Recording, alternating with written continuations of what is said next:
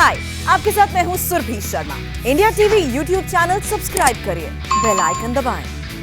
और corona virus की second wave अब गांवों का रुख कर रही है। कई स्टेट्स में गांव वायरस के हॉटस्पॉट बनते जा रहे हैं। गांवों की बिगड़ी स्थिति के आंकड़े ही नहीं, जिंदा सबूत भी सामने आ रहे हैं। आज सेंट्रल गवर्नमेंट ने भी राज्यों को वार्निंग दी है कि वो गांवों में वायरस को कंटेन करने में तेजी लाएं। कोरोना के नए हॉटस्पॉट से हमारी ये ग्राउंड रिपोर्ट देखिए।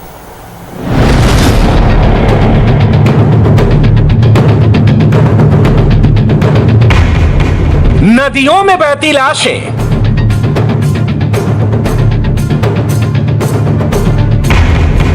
खेतों और बागों में इलाज,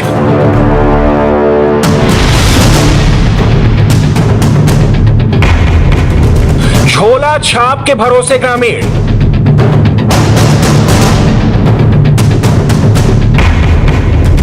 वायरस से टूटता गांवों का भाईचारा।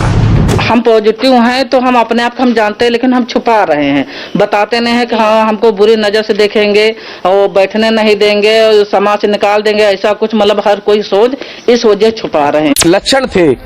अब आज की कंडीशन में कुछ लोग इलेक्शन में बाहर से आए हुए थे, वो टेस्टिंग कराना नहीं चाह रहे, पता नहीं किस वजह से कराना नहीं चाह रहे। तो एक तो उनको ये लगता है कि कोई भी डॉक्टर हमको दवा नहीं देगा, अगर हम नेगेटिव है तो दवा दे देगा, पॉजिटिव हो तो कोई दवा देने को तैयार नहीं होगा।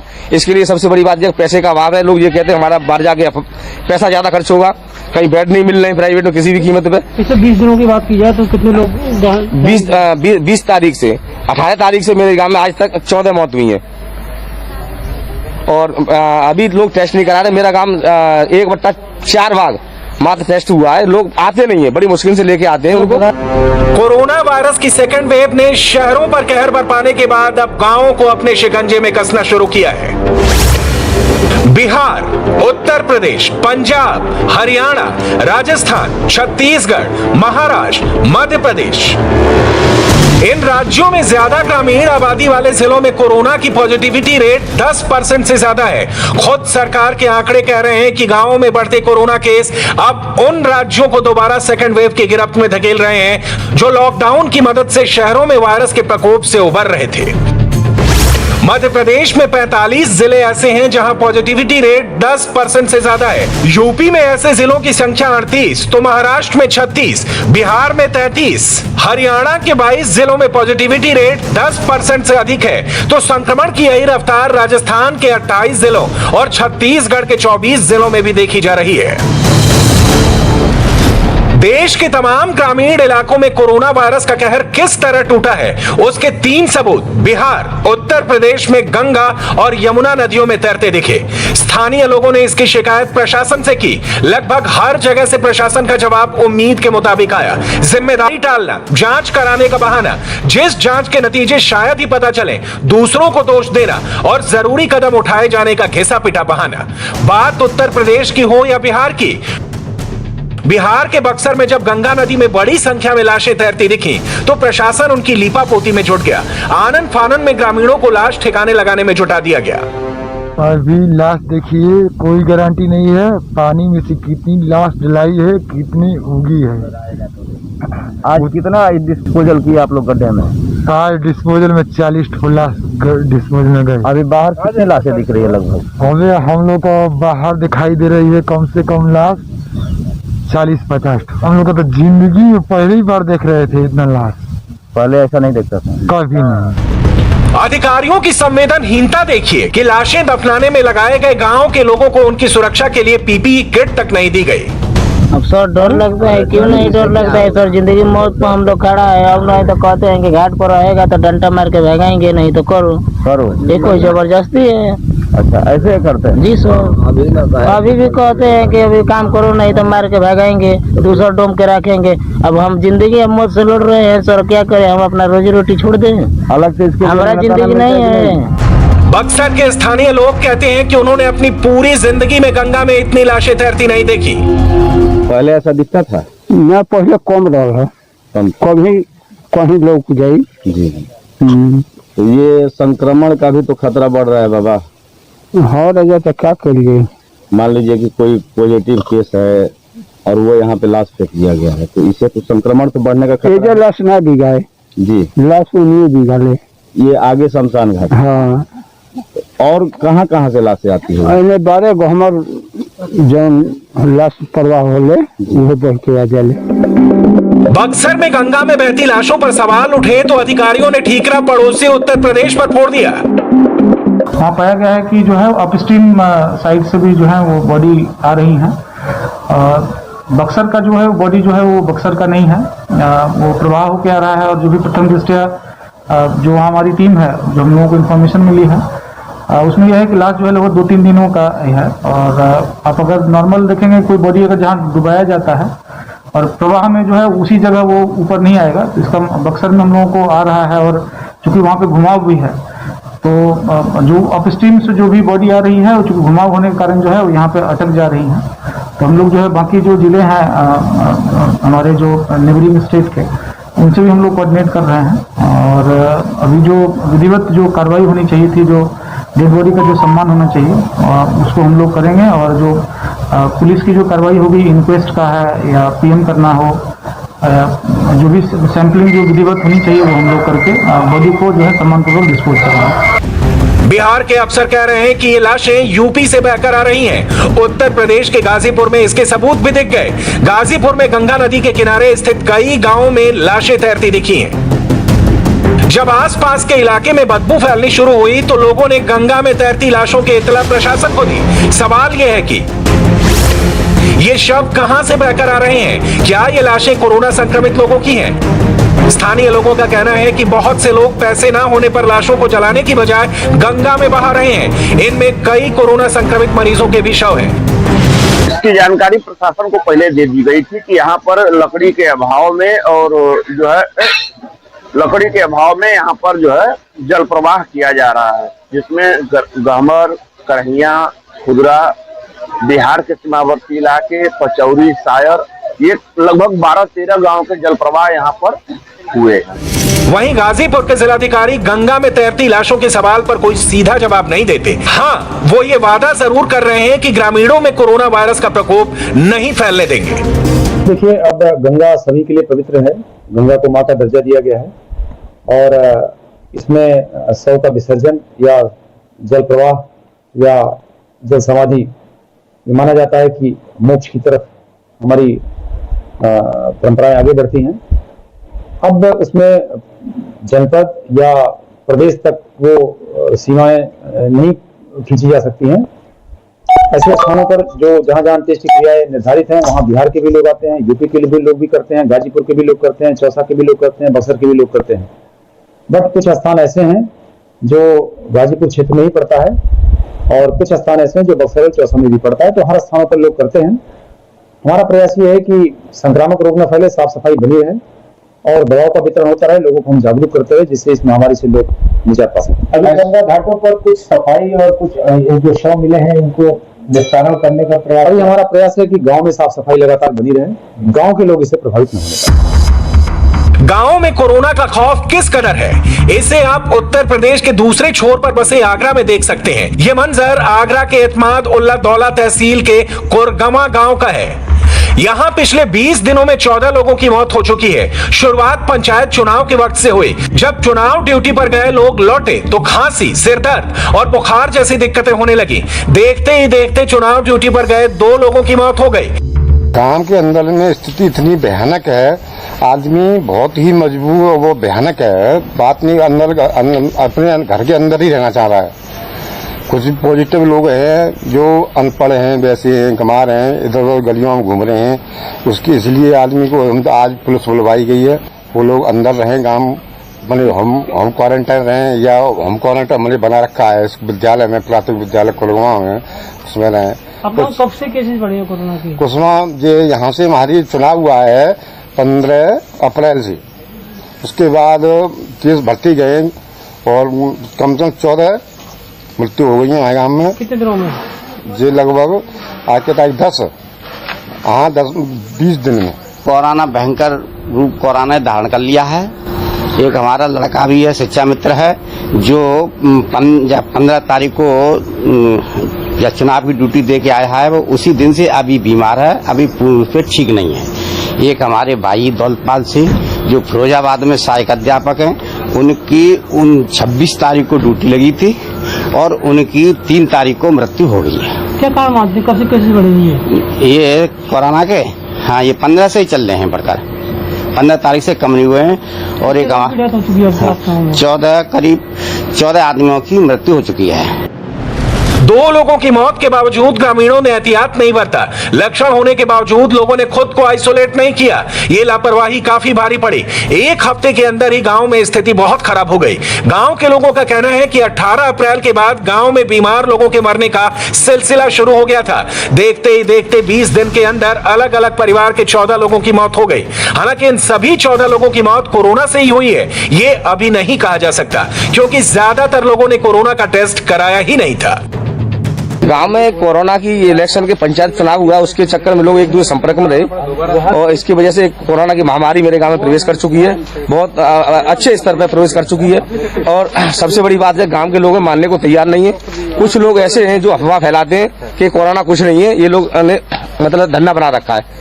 और जब हम लोगों को ये लगा, गांव में बिना टेस्टिंग के लोगों की मौतें हुई, जो टीवी के माध्यम से, पेपर के माध्यम से देखा कि कोरोना के लक्षण ये होते हैं, तो उसकी सांस रुक जाती है। जब ये लगा तो कुछ लोगों ने टेस्टिंग कराया, तो उसमें 3-4 लोग ऐसे थे जिनका पॉजिटिव था, जिनकी डेथ हुई है। उसके बाद जब ये पता पड़ा तो हमने doctor Rajveer Singh, deputy CM Raidapur से संपर्क किया। उन्होंने तत्काल अपनी टीम भेजी। जब पता करा तो पहले दिन 14 लोग मेरे यहाँ पॉजिटिव पाए गए। कितने लोगों की मौत हो चुकी है? अब बाकी वैसे कोरोना की तो मैं नहीं कह सकता, लेकिन टेस्टिंग वाले 3 लोगों की मौत हुई है। बड़ी संख्या में लोगों की मौत के बाद प्रशासन ने एक टीम गांव भेजी है। हालांकि गांव में अब तक 1/4 लोगों ने ही कोविड-19 का टेस्ट कराया है। इसी गांव में ज़्यादा कोरोना का मरीज है। लगभग मैं आज देखा हूँ 25 लोग हैं, 15 पिछले, मतलब कोरोना पेशेंट अभी 10 मिला है। इसलिए हम व्यवस्था का चेक किया है, स्वास्थ्य विभाग का फैसिलिटी का चेक किया है, कैसे उनको दवा मिल रहा है, नहीं है, क्या क्या सुविधा मिल रहा है, साफ सफाई, गाँव में लॉकडाउन कैसे इम्प्लीमेंट हो रहा है, निगरानी समिति का कार्य कैसे चल रहा है, वो सबका व्यवस्था हुआ है। एंड अभी कार्य को मजबूत करने के लिए, बढ़ाने के लिए भी सबसे विकसित हुआ है। एंड इसी गांव से बाहर मतलब गांव के अंदर भी ज़्यादा नहीं फैलना है, गांव को बाहर भी अन्य गांव को नहीं फैलना है। यही हमारा उद्देश्य है। जल्दी के जल्दी कोशिश करेंगे इसको कम कराकर इसी महामारी से बाहर। कोरोना की सेकंड वेव के प्रकोप के बीच अगर गांवों का रुख करें तो हालात भयावह नजर आते हैं। हमारी संवाददाता रुचि कुमार ने यूपी की राजधानी लखनऊ और उससे लगे बाराबंकी जिले के गांवों का दौरा किया तो हालात बेहद डरावने दिखे। गांव में ज्यादातर लोगों के टेस्ट नहीं हुए हैं। खांसी बुखार जैसे लक्षण को सीजनल बुखार की तरह ट्रीट किया जा रहा है। गांव में कोरोना के मरीजों के आंकड़े सरकारी दस्तावेजों में भले दर्ज न हो, मगर लोगों की जिंदगी पर गहरे असर डाल रहे हैं, बच्चों को अनाथ कर रहे हैं। मेरे पापा को 2-3 दिन से फीवर आ रहा था, तो फीवर के लिए मेडिसिन नॉर्मल हम लोग डोलो वगैरह दे रहे थे। और वहाँ पे डॉक्टर मुजफ्फर का एक हॉस्पिटल है, वहाँ पे हमने दिखाया कि इनको ये थोड़ी बहुत प्रॉब्लम्स हो रही हैं। तो उन्होंने बोला कि ये जो नॉर्मल फ्लू वगैरह चल रहा है, वायरल चल रहा है, इसके सिम्टम्स लग रहे हैं, बाकी कोई प्रॉब्लम नहीं है, आप कोविड टेस्ट करवा लें। तो उसके लिए कोविड टेस्ट करवाने के लिए उसी दिन पापा को हम लोगों ने फ्राइडे को भेजा, लेकिन वहाँ पे कोई कोविड टेस्ट नहीं हो पा रहा था। तो हम लोगों ने फिर वहाँ से पापा को वापस बुला लिया। जो मेडिसिन डॉक्टर ने दी वो खिलाई, तो उससे काफ़ी हद तक उनको रिलीफ मिल गया। तो हम लोग आराम से फ्राइडे पूरा दिन, पूरी नाइट और उसके बाद फिर सैटरडे तक हम लोगों ने देखा। लेकिन संडे मॉर्निंग को अचानक से पापा को सांस की थोड़ी सी दिक्कत होने लग गई। मतलब उठ रहे तो सांस की दिक्कत, बैठ रहे थे तो सांस की दिक्कत हो रही थी। स्वास्थ्य विभाग का ये कंडीशन है कि हम लोगों की ड्यूटी घर घर जाना, मतलब पेशेंट को ढूंढो, किसके बुखार है, लक्षण है, ढूंढो। तो 4 तारीख से हम लोगों ने ड्यूटी लगा दी गई, लेकिन ना मुझे कोई ग्लव्स, मास्क, सैनिटाइजर, दवा या टेम्परेचर नापने कोई किट कुछ भी नहीं मिला। जब मैम हम लोगों ने मिला नहीं तो हम पूरा गांव ऐसा ही कर रहे हैं। और पेशेंट कम से कम 20 मिले हैं बुखार वाले, ऐसा ही हम लोग फोटो भेज रहे हैं। जब मुझे कुछ मिला नहीं हो तो हम ऐसे ही भेज रहे हैं। उसके बाद वो रिपोर्ट मांगी, जब रिपोर्ट हम लोगों ने दिया कि इतने की ये समस्या है, तो जब ये रिपोर्ट सीएमओ पास गई है तो वहाँ से एएनएम के ऊपर दबाव पड़ा, डॉक्टर पर दबाव पड़ा। तो परसों नर्सों जाके यहाँ मतलब 4 दिन काम करते हुए हो गए, तब दवाई। अब तक प्रशासन का पूरा फोकस शहरों में ही महामारी कंटेन करने पर लगा हुआ है। ऐसे में ग्रामीण इलाके टेस्टिंग, ट्रेसिंग और ट्रीटमेंट वाले 3T फॉर्मूले के दायरे में नहीं आ सके हैं। लखनऊ के पहाड़पुर गांव में पिछले 15 दिनों में कोरोना से 6 लोगों की मौत हुई है। यहां अभी भी बड़े पैमाने पर कोविड टेस्टिंग नहीं हो रही है। लखनऊ के बख्शी का तालाब का ये पहाड़पुर गांव है और यहाँ पिछले 15 दिनों में अगर हम आंकड़े देखें तो 6 लोगों ने अपनी कोरोना से जान गंवा दी है। 30 से ज्यादा गांव में ऐसे लोग हैं जो कोरोना पॉजिटिव हैं। किसी ने अपना भाई खोया है, किसी ने पति, किसी ने पत्नी, किसी ने अपने पिता। तो बहुत दुख का माहौल है, काफी सन्नाटा भी है गाँव में। आपका क्या नाम है? मानसी शुक्ला। आपके पिताजी की मौत, क्या हुआ था पिताजी को? कुछ समझ ही नहीं आया, कोरोना हुआ, उनके डॉक्टर के यहाँ जाने तक का मौका नहीं मिला और आधे घंटे 1 घंटे में उनकी जान चली गई। हमें कुछ मौका ही नहीं मिला कुछ करने का उनके लिए। प्राइवेट जॉब कर रहे थे और शायद वहीं से पॉजिटिव हुए हों या पता नहीं चला कुछ भी, और 1 घंटे में ही सब कुछ हो गया। मतलब उनको तकलीफ बढ़ी उतने ही टाइम में और उतने ही टाइम में उसके बाद वो रात में ख़त्म भी हो गए और कुछ समझ में नहीं आया हमें उसके बाद कुछ भी।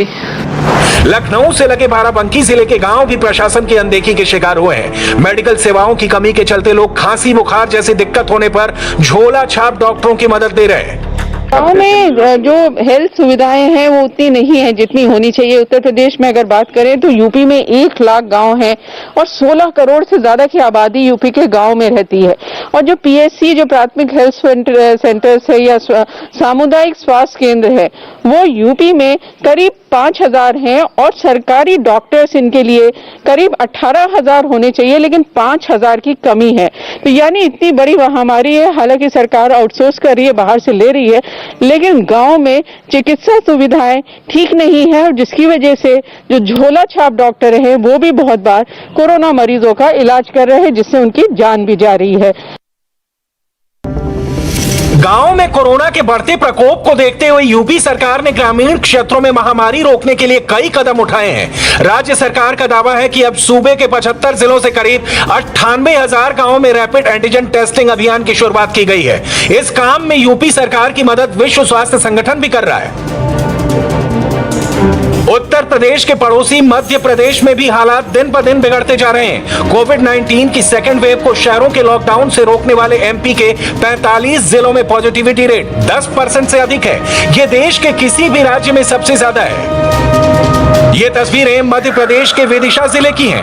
विदिशा जिले के वर्धा गांव में खेतों और बागों में मरीजों का इलाज हो रहा है। ज्यादातर मरीजों में कोविड के लक्षण थे, लेकिन किसी का भी कोरोना टेस्ट नहीं हुआ। ना ही ये लोग प्राइमरी हेल्थ केयर सेंटर ही गए। उन्हें ऐसे इलाज पर ज्यादा यकीन है। जिसकी तस्वीरें आप देख रहे हैं, इन्हें देने के लिए मल्टीविटामिन, बुखार की गोली और ग्लूकोज की बोतलों के ढेर लगे थे।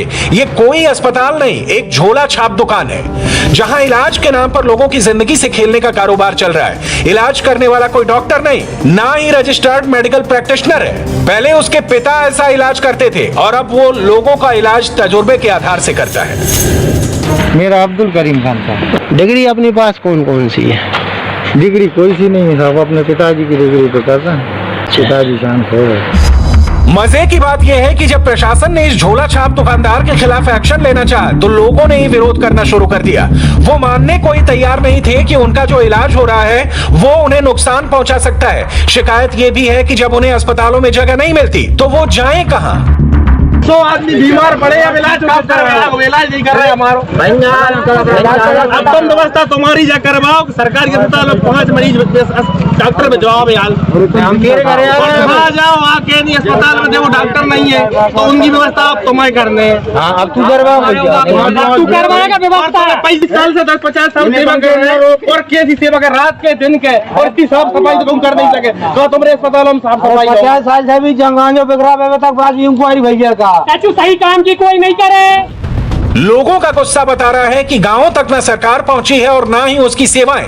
ऐसे में गांव के लोग ऐसे झोला छाप डॉक्टरों के ही भरोसे हैं। सरकार ने विदिशा की इस झोला छाप दुकान को तो बंद करा दिया, पर लोगों को विकल्प नहीं उपलब्ध कराया। शासन के द्वारा वहां पर टीम निरीक्षण करने गई, वहां पे डॉक्टर साहब उपस्थित नहीं थे और उनसे डिग्री के बारे में पूछा गया तो उन्होंने कहा कि उनके पास, कल ही बताया था कि उनके पास कोई डिग्री नहीं है। उनके फादर MPW थे और विगत 20 सालों से वो प्रैक्टिस कर रहे हैं, ये गांव वालों ने वहाँ पे बताया। तो गवर्नमेंट की नज़र में जिसके पास डिग्री नहीं है और वो प्रैक्टिस कर रहा है तो उसको सही माना जाएगा या गलत माना जाएगा? नहीं सर, ये पूरी तरह से गलत है। किस प्रकार की दवाइयों का वो यूज़ करते हैं जो पेशेंट होते हैं उनके ऊपर? नहीं, मेडिकल काउंसलिंग के हिसाब से जो रजिस्टर्ड मेडिकल प्रैक्टिशनर है वही दवाई लिखेगा और वही इलाज करेगा। ये पूरी तरह से गलत है। अब वो इतने सालों से कैसे ये प्रैक्टिस कर रहे हैं, ये तो पूरी तरह कानून के दायरे से बाहर ही, ये गलत है। ये पूरी तरह से गलत है और इसको उन्हें नहीं करना चाहिए था। अब हम लोगों ने पंचनामा वगैरह बनाया, देखते हैं क्या कार्रवाई है। जांच में क्या देखा वहाँ पर? हाँ, अभी वहाँ पे तो वो मिले नहीं। वो पूरी तरह से वहाँ पे कल जो वीडियो में दवाइयाँ थी और IV सेट थे, वो सब वहाँ पे कुछ भी नहीं मिला। सिर्फ multivitamin, ranitidine, omeprazole, vitamin C, cetirizine, normal दवाइयाँ पाई गई वहाँ। मध्य प्रदेश के रतलाम में तो हालात विदिशा से भी भयानक है। रतलाम में सरकार के बनाए कोविड केयर सेंटर में ही लोगों को बाहर लिटाकर उनका इलाज किया जा रहा है। सेंटर के गेट के बाहर परिजन ही मरीजों को ऑक्सीजन दे रहे हैं। ये वो मरीज हैं जो अस्पताल में जगह के लिए अपनी बारी का इंतजार कर रहे हैं, क्योंकि अस्पताल में जगह ही नहीं। अब खुले में पड़े कोरोना के ये मरीज दूसरों को भी संक्रमित कर सकते हैं। उनका ऑक्सीजन लेवल कम पड़ गया था सर, 72 रह गया था। तो मेडिकल कॉलेज में लेके आए, क्या बोला डॉक्टरों ने?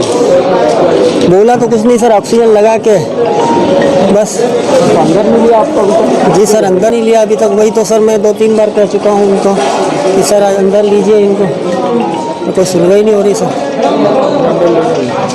आप कितने घंटे हो गए यहाँ बाहर पहुँचे? 4-5 घंटे हो गए सर, 1 बजे का आए हुए सर। बाहर लॉबी में ऑक्सीजन लेवल कम है। बाहर ऑक्सीजन वगैरह लगाया? अभी नहीं लगाया है। क्या कह रहे हैं डॉक्टर? थोड़ी देर में आके चेक करेंगे। अभी किसी डॉक्टर ने नहीं देखा है। अंदर बेड में नहीं दे रहा है? अभी बेड खाली नहीं है, ऐसा बोल रहे हैं। रतलाम में हर दिन करीब 400 नए केस सामने आ रहे हैं। अस्पतालों में बेड की भारी कमी है। नतीजा ये कि इलाज का ये आलम है। हमने कलेक्टर साहब से सवाल किया तो उन्होंने वो आदर्श नुस्खे बता दिए कि ऐसा नहीं होना चाहिए। अस्पतालों को भी लोगों का इलाज अंदर करने का हुक्म जारी कर दिया कलेक्टर साहब ने। देखिए, ग्रामीण क्षेत्रों में कंटेनमेंट को सख्ती से लागू किया जाएगा और ओवरऑल कोशिश ये है कि पेशेंट इस स्थिति में ना आए जब वो सीरियस होकर अस्पताल आए, उसका अर्ली डिटेक्शन हो जाए और अर्ली डिटेक्शन के बाद उसकी जल्दी ट्रीटमेंट हो जाए, जिससे कि वो ग्रामीण क्षेत्र में वहाँ के जो CHC या PHC हैं उस लेवल पे ही वो रहें और उनको ऐसी स्थिति ना आए जब उनको प्राण का संकट हो। प्राण का नहीं इलाज हो रहा है मेडिकल कॉलेज में, तो ऐसा सस्पेक्टेड है तो कई लोगों को खुलने डर नहीं। देखिए, वो चीज़ हमने जो आपने बताया है मेरे नोटिस में आया है। ये व्यवस्था इसलिए उन्होंने शुरू की थी कि कम से कम कोई व्यक्ति अगर इमरजेंसी में आता है तो अगर ऊपर जगह नहीं है तो उसको एक बेसिक ट्रीटमेंट मिल जाए। हमें निर्देश दिया है कि वो काम ये भीतर कोई इंक्लोजर में करें, हॉल में करें, जिससे कि ये व्यवस्था बाहर ओपन में ना हो। इन्हीं हालात को देखते हुए केंद्र सरकार ने मध्य प्रदेश में कोरोना के आउट ऑफ कंट्रोल होने पर चिंता जताई है। ग्रामीण इलाकों में इसे रोकने के उपाय करने को कहा है। गांव में कोरोना वायरस का संक्रमण फैलने के बाद ग्रामीण सहम से गए हैं। लोगों ने घर से बाहर निकलना कम कर दिया है। हाय, आई एम सुरभि शर्मा। खबरों से अपडेट रहने के लिए India TV YouTube channel subscribe करिए, साथ में बेल आइकन जरूर दबाएं। जुड़े रहें इंडिया टीवी के साथ।